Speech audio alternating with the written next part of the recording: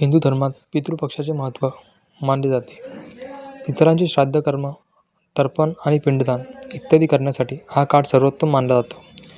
असे मानले जाते की पूर्वज 15 दिवसाच्या कालावधीत पृथ्वीवर येतात. पितृपक्षात अनेक खबरदारी घ्यावी लागते, अन्यथा मोठे नुकसान सहन करावे लागते. पितृपक्षाच्या काळात चुकूनही लोखंडाच्या वस्तू खरेदी करू नका. असे मानले जाते की पितृपक्षाच्या काळात लोखंडी वस्तू खरेदी केल्याने घरात नकारात्मक ऊर्जा वाढते, त्यामुळे माणसाला अनेक प्रकारच्या समस्यांना सामोरे जावे लागते. पितृपक्षाच्या काळात नवीन कपडे किंवा दागिने इत्यादी खरेदी करण्यास सक्त मनाई आहे. असे करणे अजिबात शुभ मानले जात नाही, त्यामुळे तुमच्या पूर्वजांची नाराजी होऊ शकते.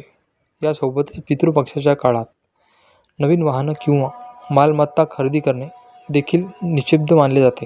असे मानले जाते की पितृपक्षामध्ये मोहरीचे तेल, झाडू आणि मीठ खरेदी केल्याने व्यक्तीला त्रिदोषाचा त्रास होऊ शकतो, त्यामुळे माणसाला अनेक प्रकारच्या समस्यांना सामोरे जावे लागते. अशा स्थितीत पितृपक्षापूर्वी या सर्व वस्तू खरेदी करून ठेवाव्यात.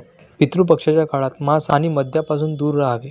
या काळात लसूण आणि कांद्याशिवाय फक्त सात्विक अन्न खावे. तसेच पितृपक्षात ब्रह्मचर्य पाळावे. यासोबतच आपल्या आजूबाजूचे वातावरण सदृढ ठेवण्याचा प्रयत्न करा. धन्यवाद.